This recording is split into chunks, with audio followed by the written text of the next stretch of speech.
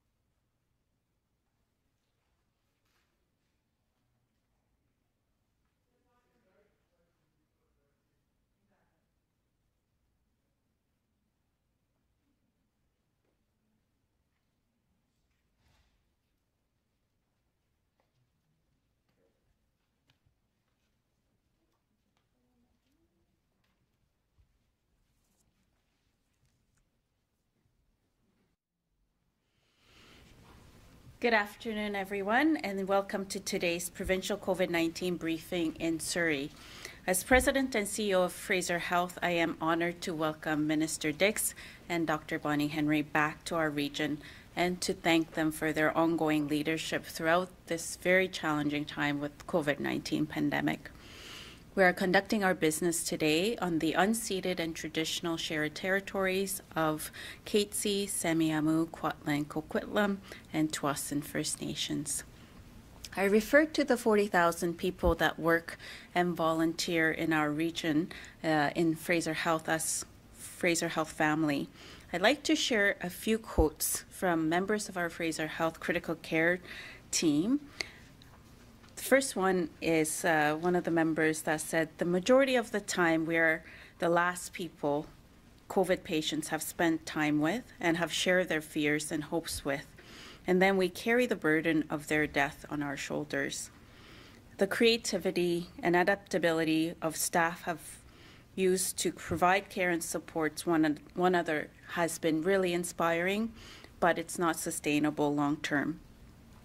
Fraser Health Region has borne a disproportionate share of COVID-19 cases in the province. This is in large part because majority of essential workers, workplaces, industries are located in our region. We're also the most populous and densely populated region in the province. As you are likely aware, Fraser Health Hospitals has had the highest number of COVID-19 patients in our acute that are both sicker and younger during this wave. We're doing everything possible to ensure that every patient and family is getting great care. I think Minister mentioned earlier that it's been about 500 days, so more than a year into the pandemic. And Fraser Health family continues to demonstrate tremendous leadership and dedication to safeguard this community by having a robust public health response, including case contact management, expanded testing, and also protecting our vulnerable populations. I also, as the CEO and president of Fraser Health, need to ensure that we're taking care of our caregivers who are experiencing mental, physical, and emotional toll as a result of their extraordinary efforts. Right now, protecting our caregivers means registering right away. Every adult 18 years and over are eligible, so please take your time right now to take the 3 easy steps to get registered, to book your appointment, and to get immunized as soon as possible. Fraser Health has the capacity to deliver more than 20,000 vaccines a day. We have made great strides in protecting our frontline workers and also in areas of concern where we have had additional transmission or high-risk communities. We have invited all of the police, fire, teachers, bylaw, daycare, and grocery store workers as well, and that has expanded regionally. I'd like to recognize our local community and government partners as well, our mayors, communities, MLAs, industry networks, and organizations.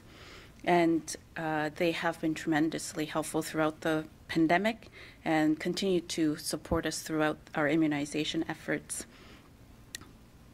While it remains critical that we continue to follow public health measures, I'd like to remind everyone again, for us to put the pandemic behind us, let's go through the 3 steps, 1 being registering, 2, booking, and 3rd, getting your shot as soon as you're eligible. So with that, it's my pleasure and privilege to invite Dr. Bonnie Henry, our Provincial Health Officer, to the podium. Thank you.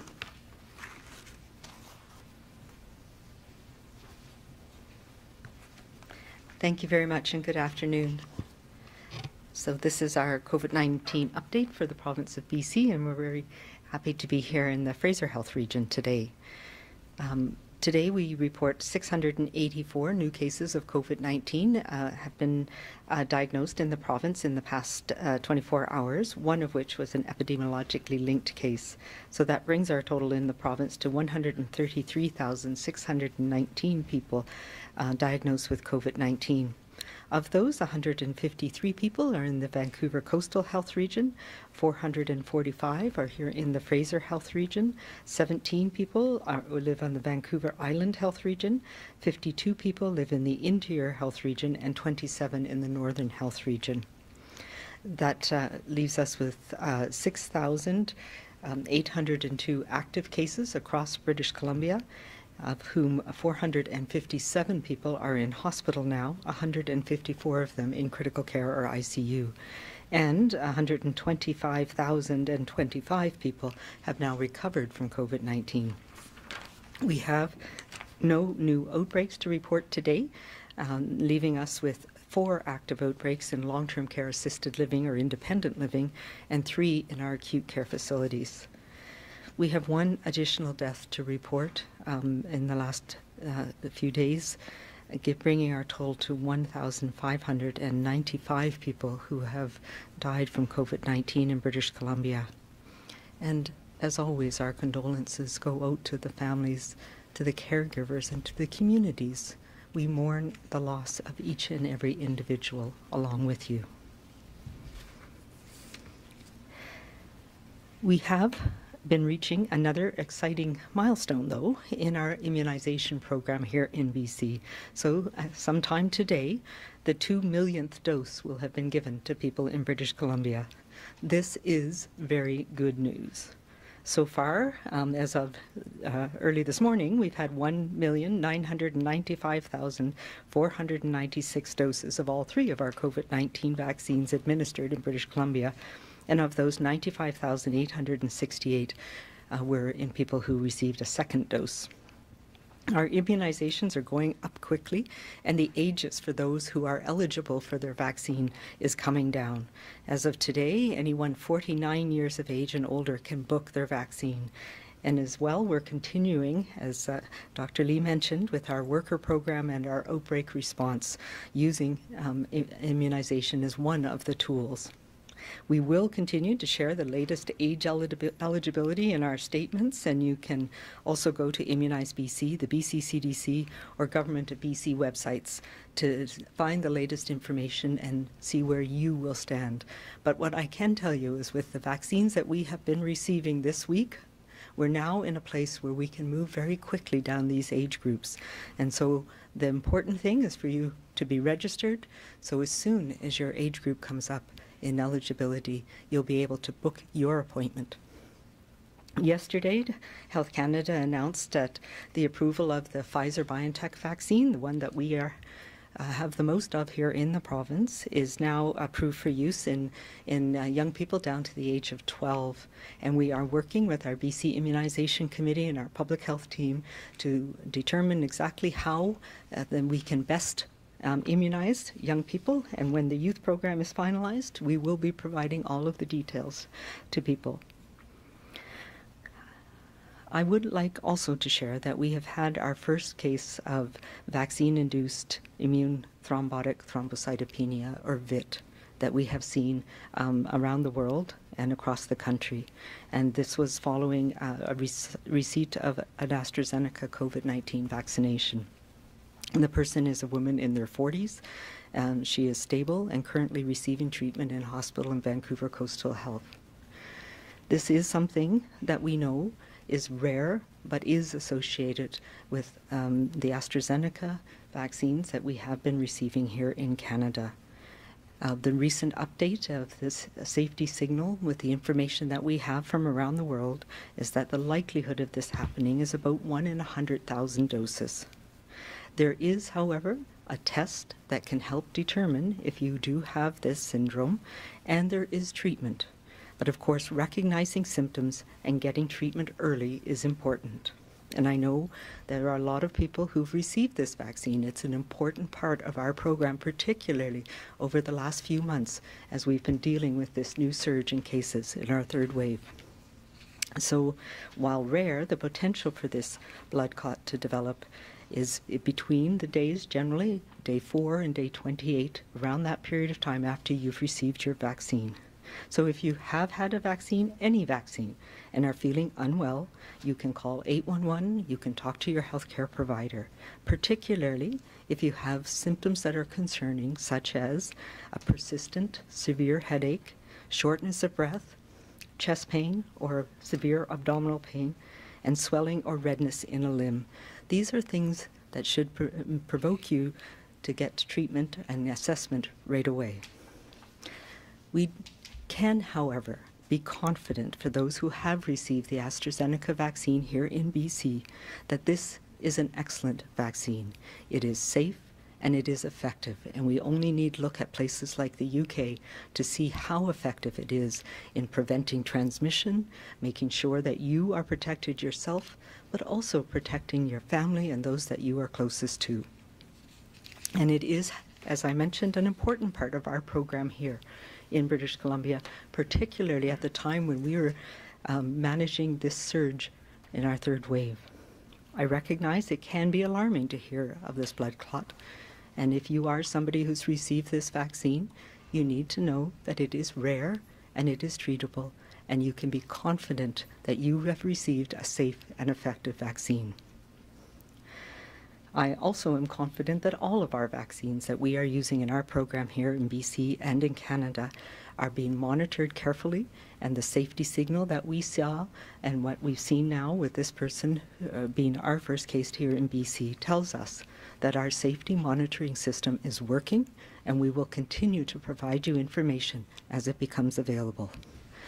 My family and friends have received the AstraZeneca vaccine along with millions of others around the world.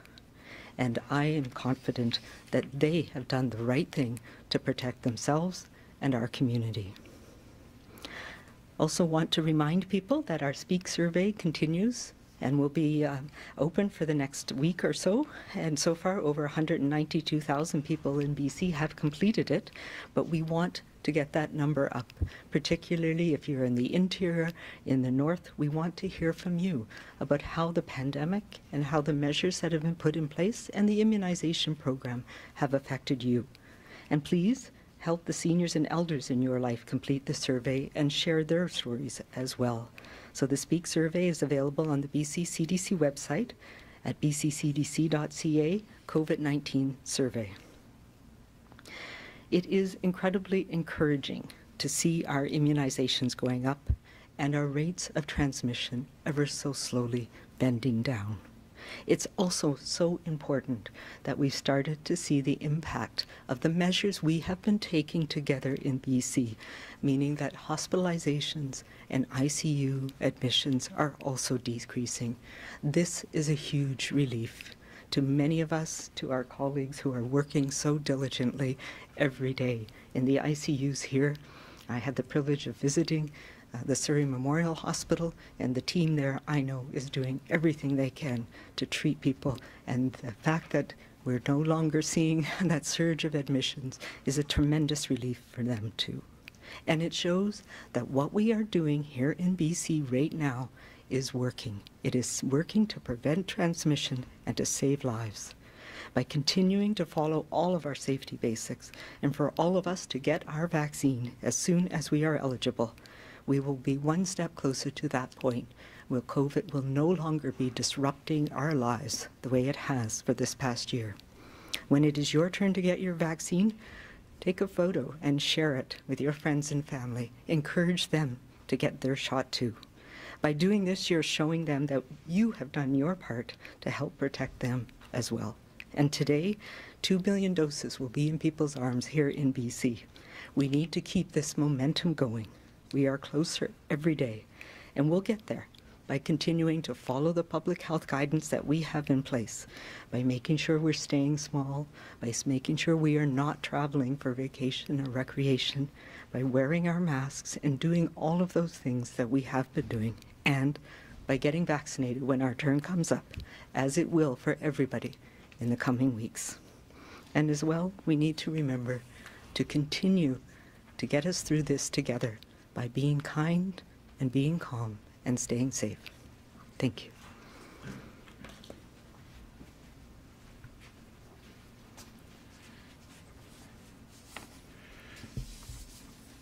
Thank you very much, Dr. Henry. Thank you very much, Dr. Lee. I want to start by acknowledging the person that passed away and related to COVID-19 in the last 24 hours in BC. The one death reported was in the Interior Health Authority, and everybody involved. But I think in this time of pandemic, these losses are felt profoundly. They're felt profoundly in both of our public health emergencies. And so I wanted to pass, on behalf of the Premier of the government, I think everyone in BC, my condolences to the family, the friends, and the caregivers of the person who passed away, and all those who've lost loved ones during the COVID-19 pandemic. In the last, we're happy to be in Surrey. Obviously, the teams at Fraser Health, not far from where I'm speaking, teams of contact tracers who are doing a remarkable job, not just identifying cases of COVID-19 and providing, but also providing support to people who test positive for COVID-19 and limiting transmission. The work they have been doing now for months, really onto a year, it has been heroic, and I want to pay tribute to everyone in Fraser Health who are involved in critical care, where our outcomes, though challenging because of the numbers of people involved, are not just the best, some of the best outcomes in Canada, but in the world in critical care, reflecting the quality of those teams. Dr. Lee and her team, all the people involved in the vaccination program and primary care in communities, all of the people involved in supporting all of the other people with all of the other mental health, addictions, physical health challenges that Fraser Health deals with every day. It's important to be here to recognize their work and to recognize what people are doing in this community of Surrey, in Fraser Health, and across the province. Today, I can tell you that 2,179,000 people, 402 people have registered. On Monday morning, that number was 2,001,823 people. So 178,000 people have registered over the last 3 days, reflecting a lot of the work done, not just by Fraser Health, but by people in the media, by the community here in Fraser Health and in other health authorities, reaching out to people and encouraging them to register. And I want to say to people, this is the time to register, register, register. And when your moment comes to book your appointment for a COVID-19 vaccine, yesterday, 52,266 doses were delivered in BC. That's a new record, and we will be setting more records in the coming weeks in terms of vaccination. So this is the time for everybody. I mean everybody, especially in communities that have higher rates of transmission, but everywhere in BC, everyone to register for their COVID-19 vaccine. I would note that the age for booking is going to be dropping precipitously over the next week, so registering puts you in position to get your vaccine first. And if I can repeat it one more time, register. As Dr. Henry has said, 1,995,496 doses have been delivered. That's 1,899,628 first doses, or about 44% of those eligible, because the number of people eligible is going to likely change soon, so that number will change and the number we use will change. But of the people currently eligible, and that is well ahead of where we thought we would be at this point. But this is the time, with doses arriving, that we need you, everyone, to do their part and register, because every time you get vaccinated, every time somebody gets vaccinated, everybody in BC is safer. I talked about the people in acute care earlier, and I just wanted to bring a regular update on the surgical renewal commitment and where we stand. As you know, there are 457 people hospitalized across BC. That number in the Fraser Health Authority is 277.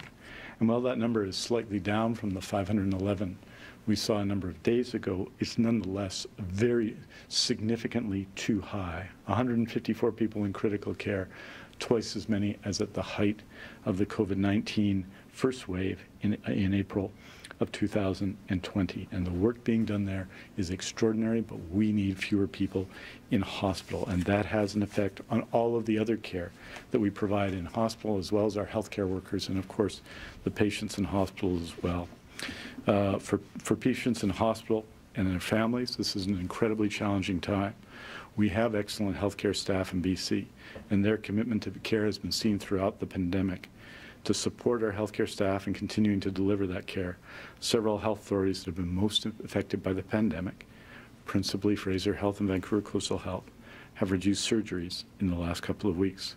This means a number of people who are waiting for non-urgent scheduled surgeries have had their surgery postponed.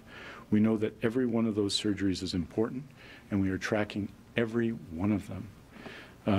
A year ago, when we made our surgical renewal commitment to patients, we said each of those thousands of patients would get their surgery. And we reported in March that 95% of them had received their surgery. To be clear, our surgical renewal commitment is also to each one of our patients impacted by recent postponements. As soon as the COVID pressure on our hospital is reduced, each of those patients will get their surgery as well.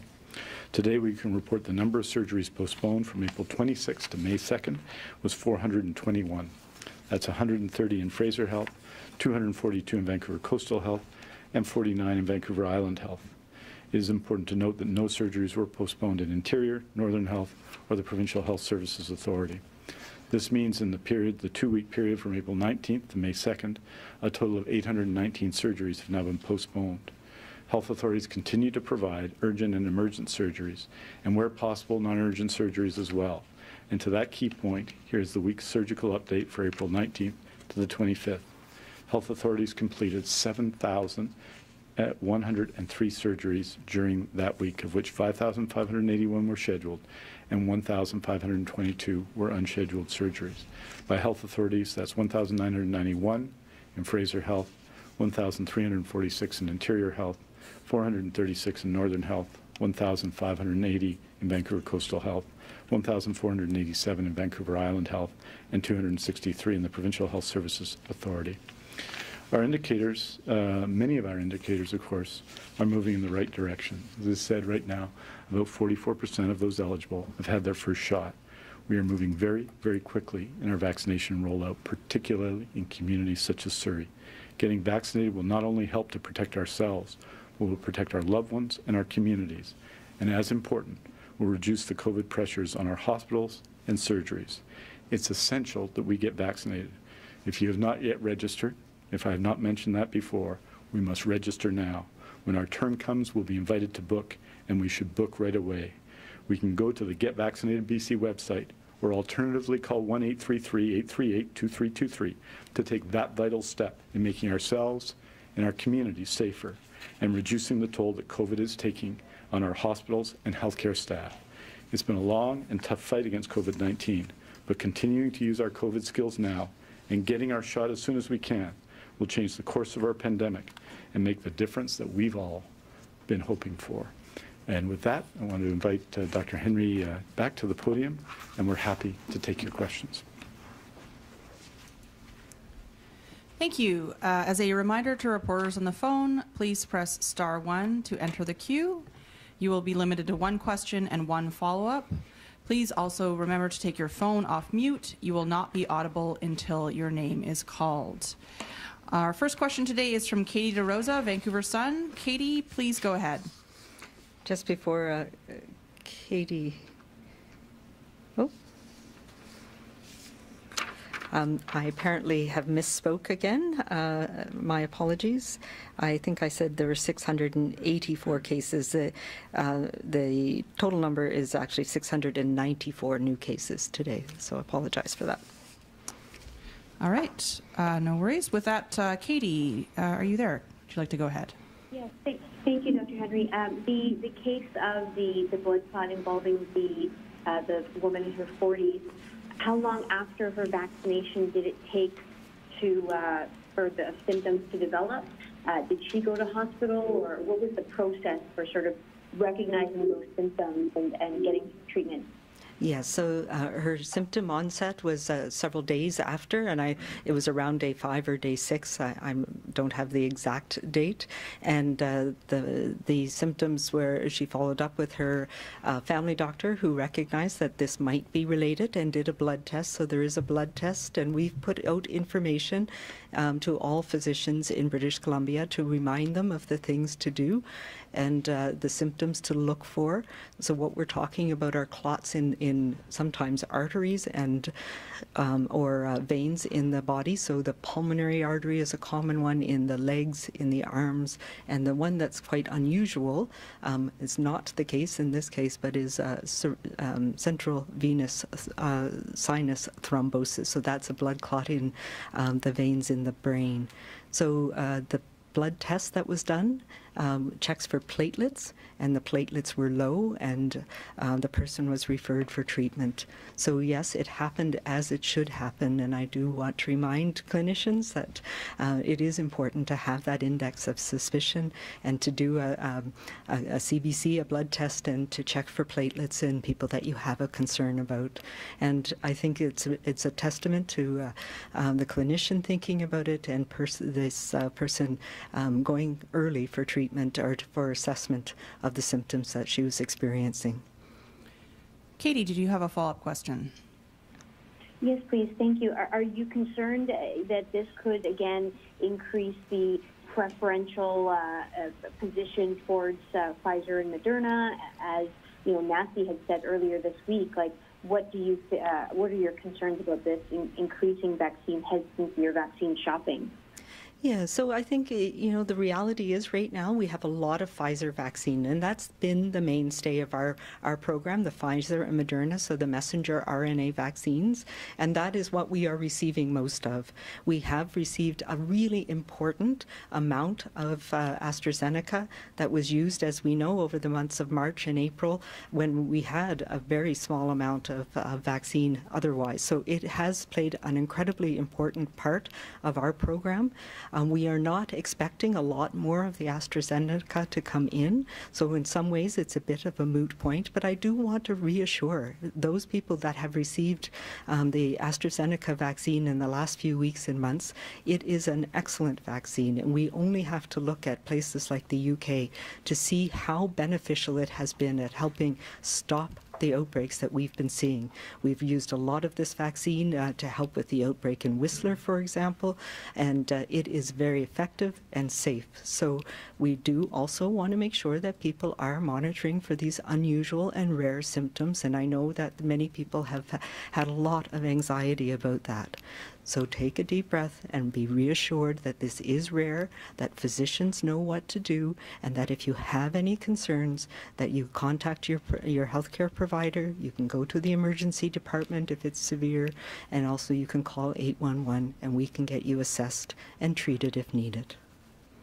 Our next question comes from Richard Zussman, Global. Richard, go ahead, please.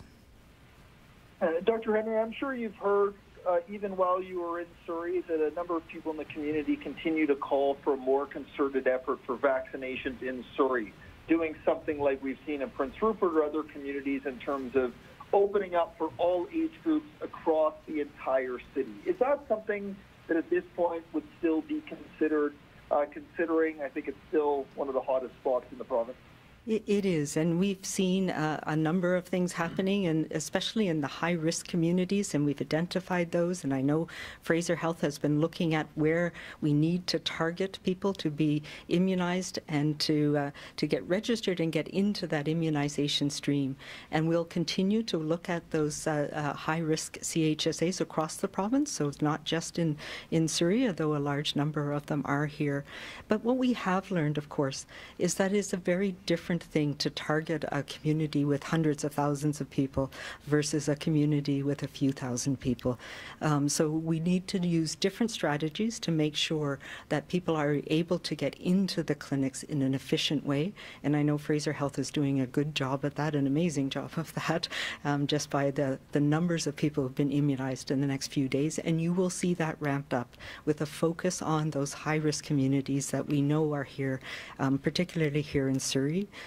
They've started today some kiosks to get people registered and some mobile units to get people registered. And for some people, that may mean even a same-day appointment at the clinics that are running efficiently here in the city. So yes, we are continuing to focus on doing what we can to get people immunized as quickly as possible in Surrey. Don't know.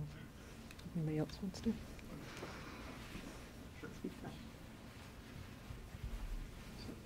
So I think it's especially important for people in Surrey. There'll be more information later today in terms of the targeting, but there's going to be opportunities in Surrey to be vaccinated. And the key to it, the absolute key to it, is to register and when invited to book. And I really want to emphasize that in particular here in Surrey, but everywhere in BC, but in particular in Surrey. We've had a lot of success in the last number of days. As I mentioned, the registration numbers, the specific efforts by Fraser Health and the whole community here in Surrey, the efforts led by the Premier across the province. We've seen a significant uptake in the last few days in registration, but I really encourage people to register, and when they get a chance to book right away. So because we are going to be moving through the age cohorts very quickly, particularly in hotspot areas. And Dr. Ballin and her team will be updating that through health authorities later today, particular community health service areas that are in question. But I think here in Surrey, the frontline workers have been given priority in Surrey. That's important. We're going to be giving priority to Surrey more than any other large community in the province, because what's happening here in Surrey is obviously significant in terms of transmission, and vaccination is one of the ways that we can address that. It's not the only way, though, and we all have to continue to follow the guidance of public health, the guidance and of course the public health orders that are in place. Richard, did you have a follow-up question? Yeah, just quickly on 2 points here. There continues to be some advocacy for those who are receiving cancer treatment to bump up for their second dose. Is there any consideration being given to shorten the length of time between first and second dose? And also, has there been any concerns around shingles linked to the AstraZeneca vaccine? I'll talk about the second one. I'm not aware of any concerns about shingles linked to any vaccine, let alone the AstraZeneca vaccine.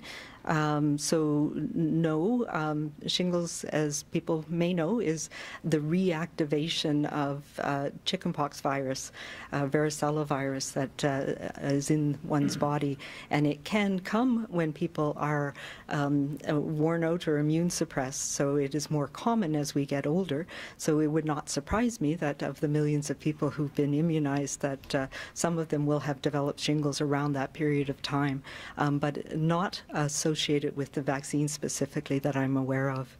And yes, we of course are monitoring the data around people's immune responses, and particularly for people who are undergoing cancer treatments, who are on immune therapy, people who are older, whose immune responses may not last as long.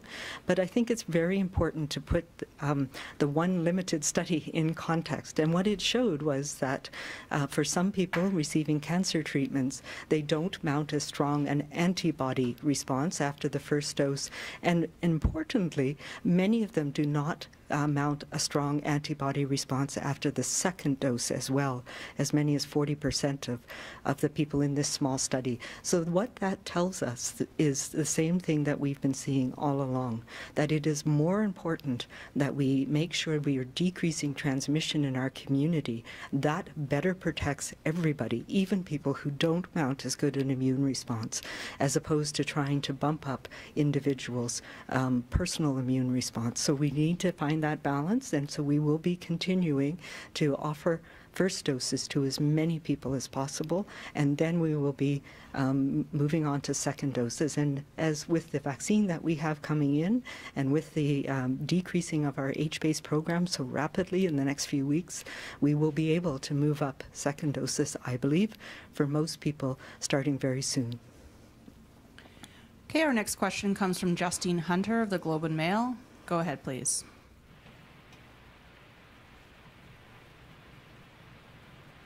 Justine, are you there?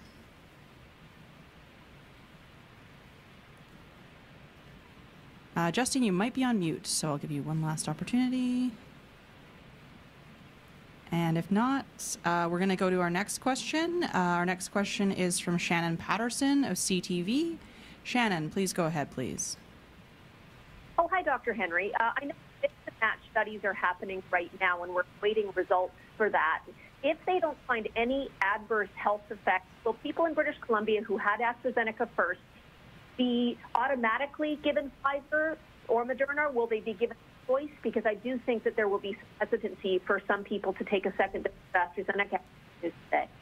Yeah, a really good question, and I know some people have concerns about using that term mix and match, and it is something that is an important consideration, because there may be benefits to using two different types of vaccines. And one of the things that we are learning is that the AstraZeneca vaccines do seem to have a stronger cell-mediated immunity response, those cells that help us have a long-term memory. So it may be an advantage to have one of each of the types of vaccines that we have available now, but we don't know the answer to that yet. So we are watching those things very carefully. We have studies here in Canada that people in BC are taking part on, but the one that's farthest ahead is the one we've talked about in the UK. So we will be receiving some data, we hope, from that by the end of May, is what it's looking like. So that will help us understand whether there's any advantages or disadvantages, and that will be important. But no, what we will give people is a choice. We know that the AstraZeneca vaccine is a great vaccine, and it works well, and it stimulates the immune system in a certain way. So people who have received the AstraZeneca vaccine, they can receive the second dose with AstraZeneca, or there may be the option of having that choice of receiving a messenger. I will say that the risk of this immune response that leads to this VIT phenomenon seems to be primarily with the first dose. There have been a very small number of cases identified after dose 2, but much, much less risk. It seems that if you're going to have that immune response, it happens the first time you receive the vaccine. But we are continuing to watch that as well. Justine, did you have a follow-up question? It's Shannon, and yeah, I have a question for Shannon. Ali. Now that the BC CDC has updated its guidelines acknowledging airborne transmission of COVID, will you clarify public messaging and encourage opening windows and doors for ventilation, and also provide greater access to N95 masks that teachers and nurses have been asking for? So I think we need to be, we have always said there is a continuum of droplets, and they are spread through the air. What we are not seeing is what we call traditional airborne transmission, which is sort of colloquially we say transmission around corners or through ventilation systems, and that is not the main way. We do not see that with COVID-19, except in rare circumstances where, as you say, people are indoors, where there's very poor ventilation, there's large numbers of people, where there can be lots of aerosols generated. So it is really opportunistic, I guess, for these aerosols to be in sufficient quantity with sufficient virus that it will be transmitted. That's not the usual way, and we know that. We know that from how we see outbreaks happening, transmission events happening between people. So the infection prevention and control advice that we have is the same. And it means absolutely we need to pay attention to ventilation. And that's important. We've known that's important for a long time. And I think the wording, particularly on the BC CDC website, has been appropriately updated to reflect that, to reflect the circumstances where the risk is greater. And we do absolutely have respirators, N95 respirators for healthcare workers, and they know how to use them with the appropriate precautions in place in infection prevention and control, point of care risk assessment in our healthcare systems. There's no evidence to support that in the community wearing respirators is needed for this virus. And we see that effective use of masks in indoor settings and appropriate ventilation is really important, and minimizing the amount of time that you're spending indoors, particularly with large numbers of people that are outside of your household. Our next question comes from Lisa Eusda, News 1130. Lisa, please go ahead. I'm wondering, either Dr. Henry or Minister Dix, can you talk about, you mentioned that there's more details coming later, but I'm wondering if you can give a bit more indication. You're in Surrey. We've seen the numbers stay high in Surrey. People are wondering what's being missed, either with educating people, with getting to communities, with making it easy for them to get their vaccination and follow protocols. What is being missed in the message getting to people who need to have it in that community, and what is being done to try and alter that? Yeah, I don't know that anything's being missed. We have the largest numbers of people here. They work in many of our essential workplaces. People need to work in, and some of the more high-risk workplaces are here in this part of the province. So those are some of the things that lead to transmission. We know that many people in this community live in multi-generational homes with large numbers of people in their families, and that means that transmission in a family can happen very rapidly. So in terms of immunization, the immunization rates, the percentage of people immunized is actually very high here, but we need to do more because the population is larger here. So those are the things that we're continuing to focus on now that we finally have enough vaccine to be able to really ramp up the program. So that will be important in the next few weeks, and we have started to see already things coming down in this community, and we want that to continue.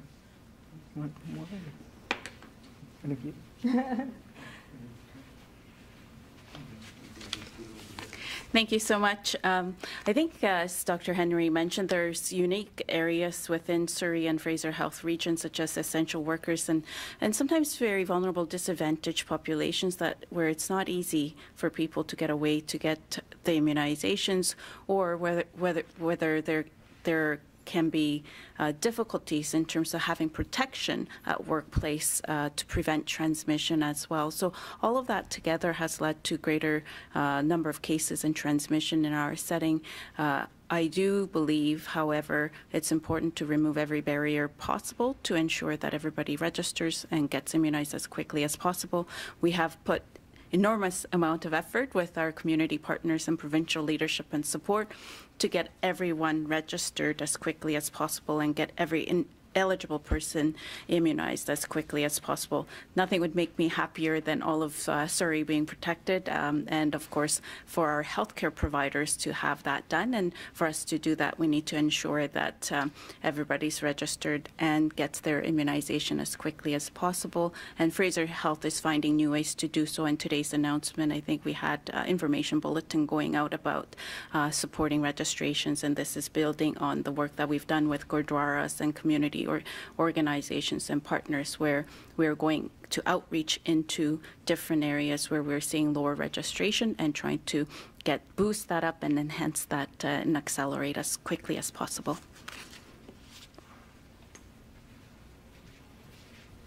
Yeah, and just briefly, in the two Surrey local health areas, 233 and 234, we now have 22,000 people immunized as of yesterday, and that number obviously grows every day. Surrey was first in terms of education workers, and that's for good reason. Because even if many of those education workers or anyone working in workplaces in Surrey that may not live in Surrey or may not all live in Surrey, they obviously are connected to this community and to transmission in this community. So Surrey was first in terms of all of those groups of frontline workers, and they're going to continue to be as we continue to focus on different groups of frontline workers, for example, grocery workers, and also focus on areas what are called hotspots. We identified 13 were identified by Dr. Henry 2 weeks ago. 6 of those community health service areas were in Surrey. And you're going to see a continuing and strong focus on doing exactly what people are asking us to do, which is to focus more vaccine in Surrey in the coming week and in the coming few weeks. And that's what you're seeing. The most important question, though, regardless of all of those strategies, is that the people of Surrey and people everywhere else register for their vaccine. That allows you access as age rates drop in both hotspot areas and for the public as a whole, that people are eligible to get their vaccine, that they get registered and they get their vaccine. And that's the message that the Premier's been delivering this week in this community, in Surrey and many other communities, and we want to deliver today. If you live in Surrey, get registered, and when you're invited to book your vaccine. There will be a ton of opportunities to do so in the next week or so. Thank you. Lisa, did you have a follow-up question? Yes, I know you did the pop-up clinics. I'm wondering, are we going to see things like, so you mentioned like ice cream trucks driving around doing, door-to-door sort of vaccination. And we know we're hearing that more AstraZeneca is coming to Canada in the coming weeks. Are we going to see that, or perhaps even Pfizer or Moderna that people can get at pharmacies in hotspot communities? Yeah, so you remind me of a Far Side cartoon of the ice cream man giving out vaccines, and it's not probably quite that door to door, but absolutely going door to door and registering people and then providing them with the means of getting to the clinics. I think one of the things that we have found is that the way the clinics are set up, they can scale up and be very efficient and very fast and get people through safely in a variety of ways. So it's very efficient for us to do that, and I know Fraser has positioned these clinics in areas where people can access them. But the door-to-door bit will be some of the things I've been hearing about today, where there's kiosks that are moving in different parts of the community to register people, and in some cases people will be eligible for vaccine that day if there's appointments available at the clinic, and there'll be means to support people to be transported to the clinic. So those are all things that we're working on. Yes, there'll be more AstraZeneca. We're looking at where it fits into the program now. It has been an incredibly important part of our program in the last few months, but as more and more Pfizer has come in and we have our clinic system running, it may be in a different, we may use it in a different way. And one of the things that we are looking at, of course, is Johnson & Johnson is in Canada, and we're hoping it will be released for use very soon. That's a single-shot vaccine, and there's a lot of advantages about that vaccine because it is fridge stable. It can be given out in pharmacies, and we can give it to people where it's going to be challenging for them to come back for a second dose. So those are the things that we're looking at.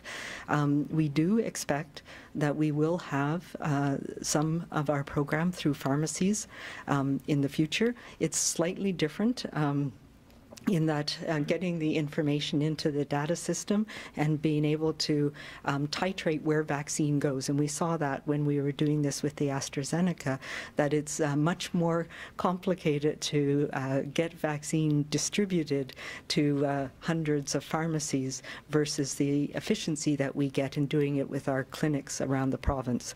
So yes, we are looking at how to do that, particularly for second doses once we get to that point in the next few months. But the details of that will be worked out with the pharmacies and the pharmacy associations and Dr. Ballum's team in the next few weeks.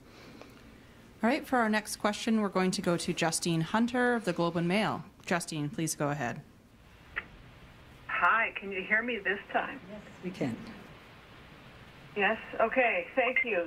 Your colleague, Dr. Lee, was talking about some of the challenges in Surrey. I'm wondering about the factor that a lot of workers do not have sick pay. And is that a contributing factor to what's going on in Surrey, do you think?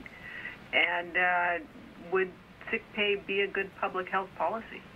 I will say from a public health perspective, it is something I have been advocating for over a year. Absolutely. It is an important part of workers having the agency to stay home when they're sick. And we know it's an important part of preventing workplace outbreaks. And this is something that we know our Premier and the government here has been advocating for with the federal government. And I know, and I'll turn it over to the Minister, but I know they have been also discussing about filling that gap, I guess, where the federal program is not working as well for people. But it is an important thing about being able to stay home. And you know, part of our strategy around trying to support and protect workers in their workplaces, we recognized this last year that there are many workplaces where people just do not have the ability to stay home for a whole variety of reasons. They need the money, they don't have sick pay.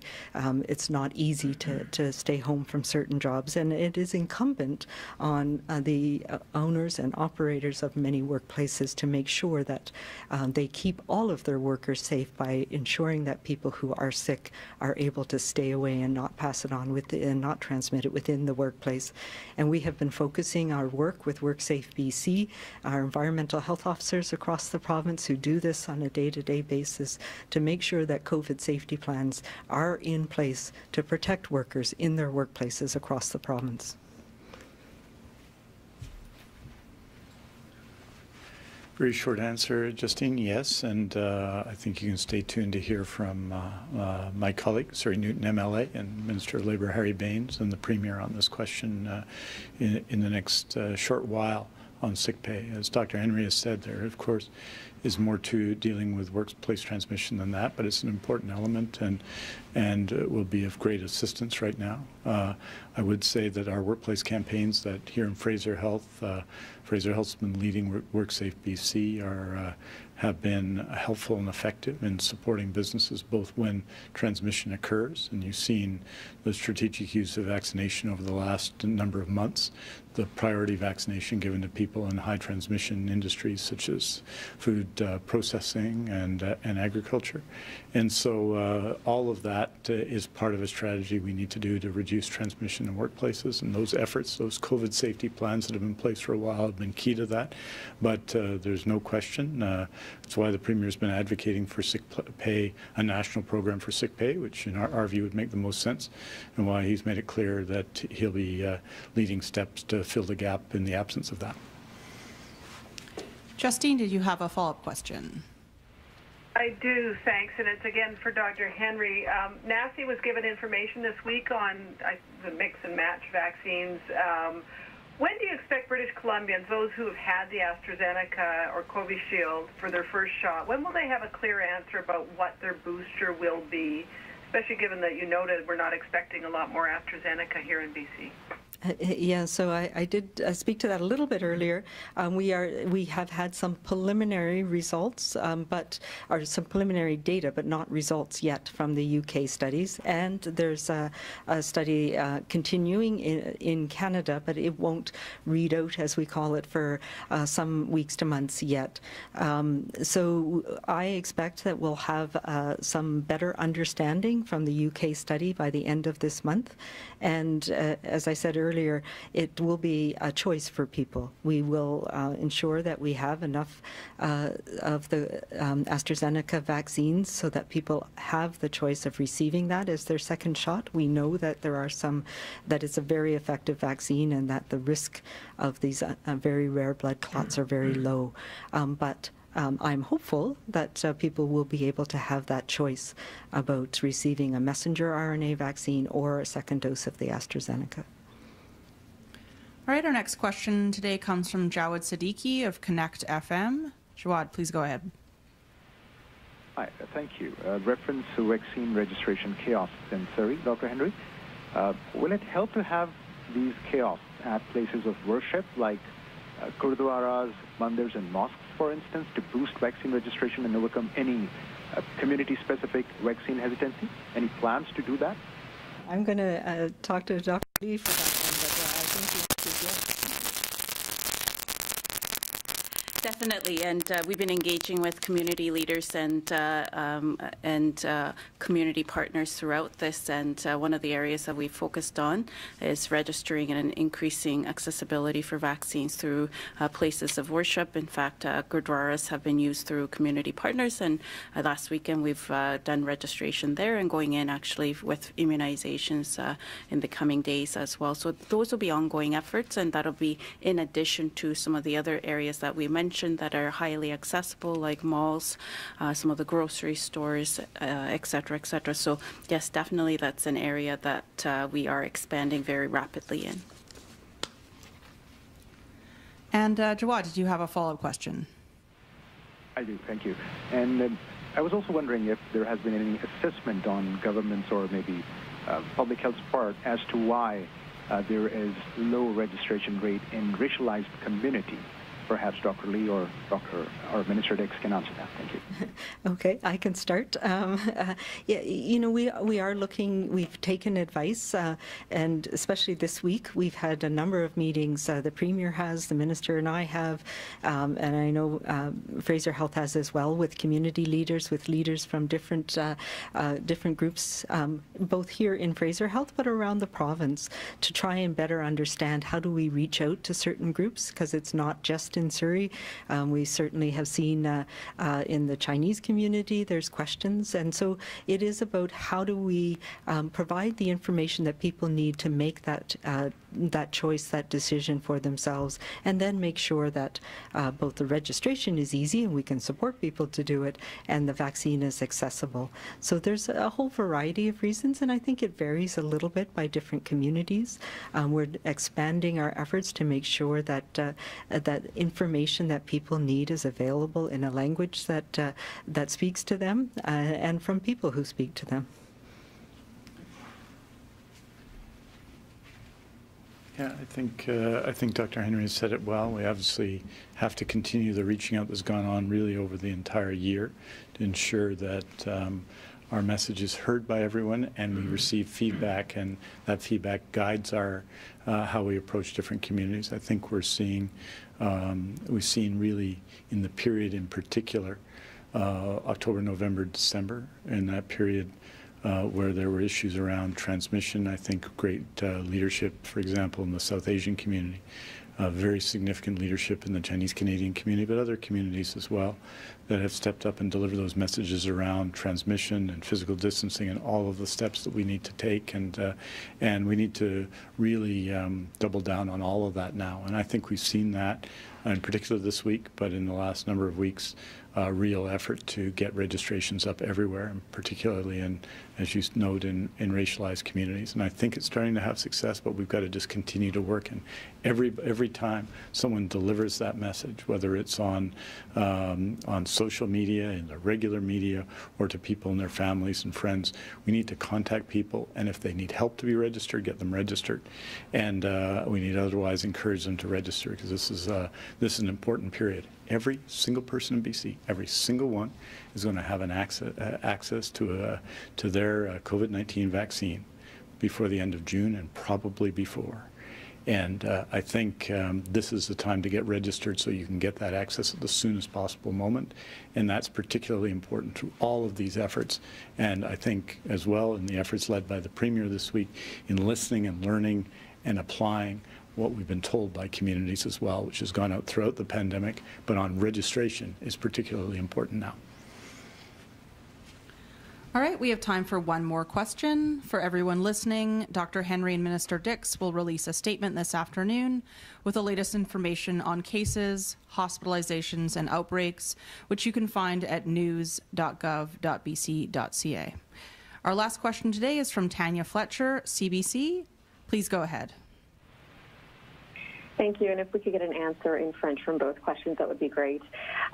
Talking about the community outreach as online registrations curtail, are you able to quantify how successful this tactic has been so far in terms of logistics of getting shots into arms? And would you consider ditching the online approach altogether if it's running out of steam, and maybe we simply register people as they get vaccinated, like the pop-up clinics did, to avoid that step? Well, actually, no. The short answer is no. The online part is actually really important and really simple, and we are finding that most people are registering online. So the backup is the number, and it's a provincial system. So what that does is it puts people's names and ages into our provincial system that allows us to titrate exactly how much vaccine goes to which clinic on which day. So that's how we the system is not just about you individually having electronic record.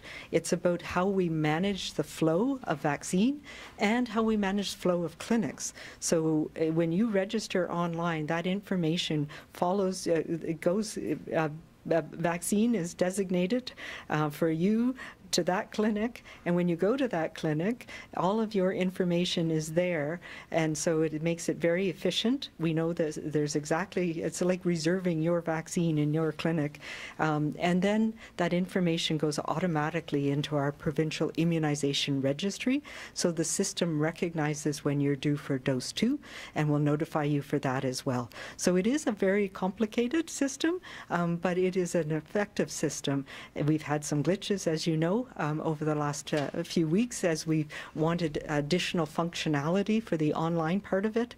But really, you know, whether you phone in, that person does the online piece for you, essentially. So doing it online, registering online, means it's a seamless system that allows us to get the right vaccine to the right place, to the right clinic, with your name on it, essentially.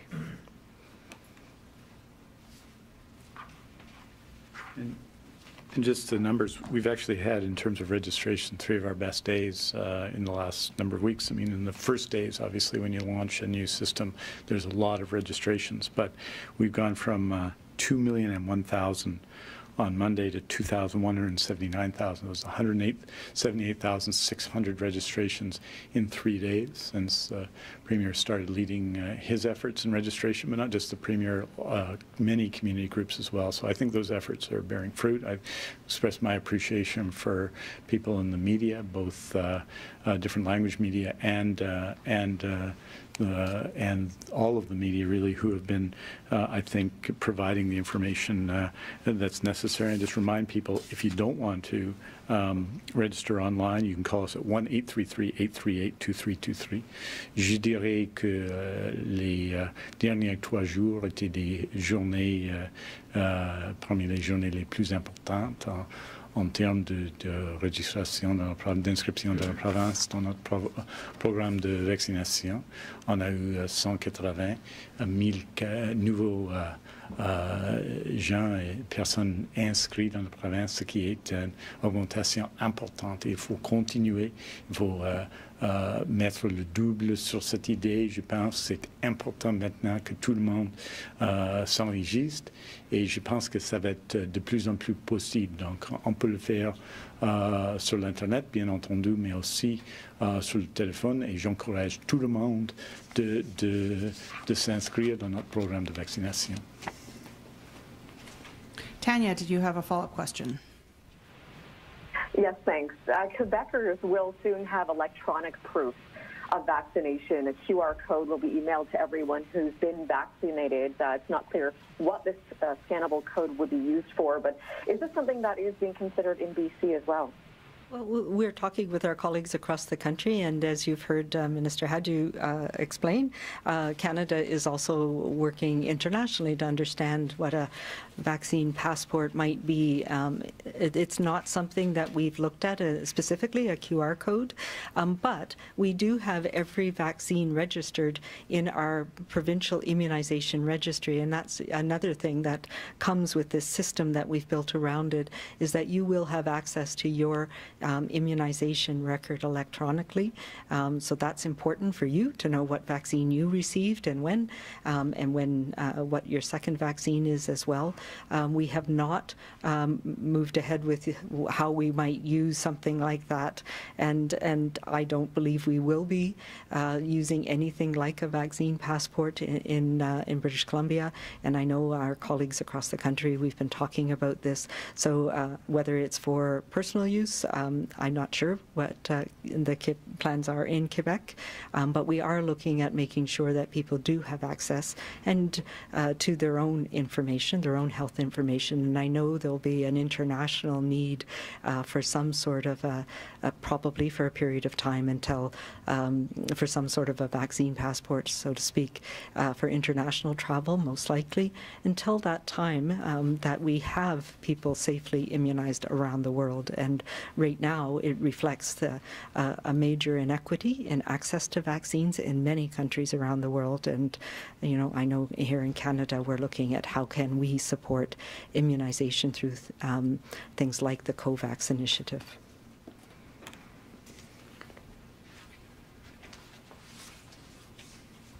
Juste pour dire, je pense que le gouvernement fédéral est en train de travailler sur ce point.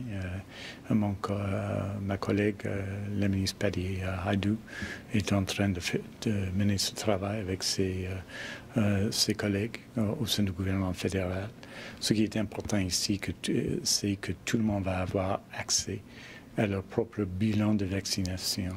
C'est pour cette raison qu'on a développé un tel système, cher mais utile, qui va être utile pas seulement pendant cette pandémie, mais à l'avenir. Donc tout le monde va avoir accès à leur propre bilan de vaccination. C'est essentiel pour la province et pour des individus, cet accès à nos propres bilans en termes de vaccination. Et je pense qu'on peut construire sur cette base dans les mois à venir, mais j'espère que l'effort national va être un effort national et nous, en Colombie-Britannique, nous avons toute l'intention de le soutenir.